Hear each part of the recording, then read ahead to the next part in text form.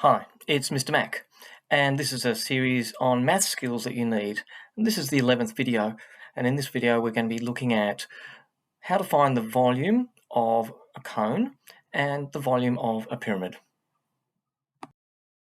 This is Mr. Mac. He can explain things really well and is a lot of fun to watch. You can subscribe to Mr. Mac's Physics channel. You will find mathematics problems, science demonstrations, astronomy and space pics, physics calculations and simple explanations of advanced concepts. So here's a house near Berry on the New South Wales south coast, and look at the roof. Isn't it amazing? We've got square pyramid after square pyramid on the top there, and that's what we're going to look at. We're going to look at volumes of square pyramids and other sorts of pyramids and cones. So we're learning to find the volumes of cones and pyramids.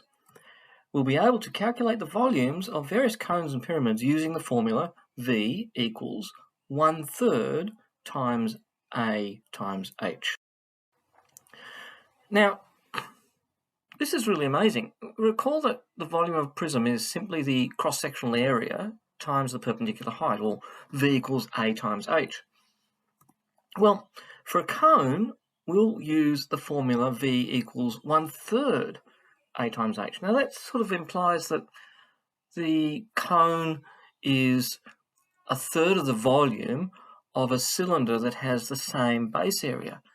And there's a cute little experiment you could do. You could do this yourself at home. If you find a glass that has nice straight sides and make a cone that has the circle the same area as the circle of the cylinder, then you can fill up the cone like you can see in the picture and tip that water into the glass, and you can do that 3 times, exactly fitting. And it works for pyramids as well as cones. So let's find the volume of a cone.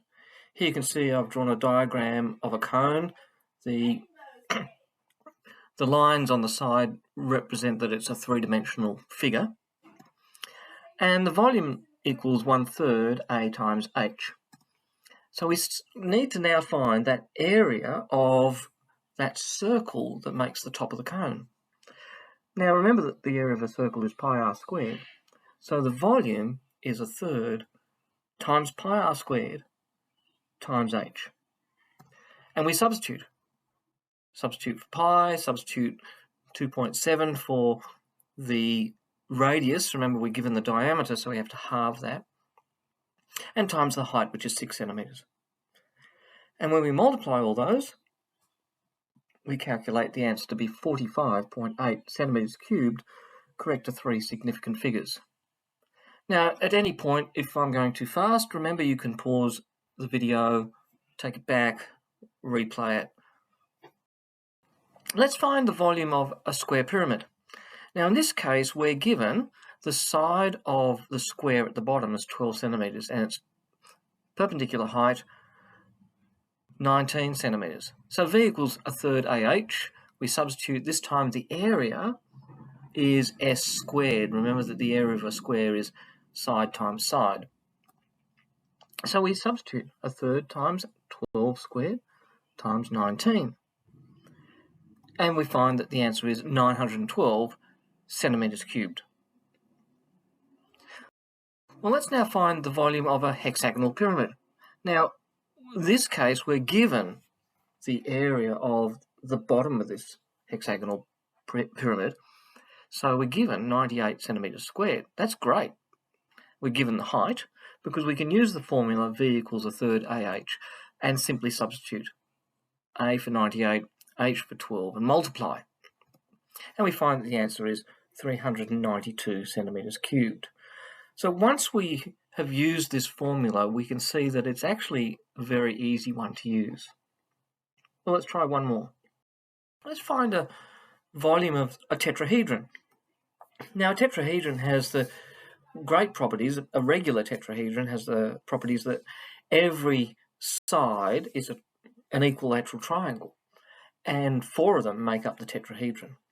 It's one of the Platonic solids, named after Plato, because he liked the 5 platonic solids. We're given in this case the area of the base is 17.3 centimetres squared, and the height is 15 centimetres. So again, we use v equals a third AH and substitute. Substitute A for 17.3 and H for 15. Multiply those and we get 86.5 centimetres cubed. Now you probably notice that the cone, this tetrahedron, square pyramid, a triangular pyramid, any sort of pyramid of any shape, hexagonal pyramid, all have the formula V equals a third AH. So we've seen how to find the volume of a cone, which really is a circular pyramid, and the volume of other pyramids like a square pyramid. In the next video, we'll be having a look at right-angled triangles and Pythagoras' theorem. I'm Mr. Mac. Thanks for watching.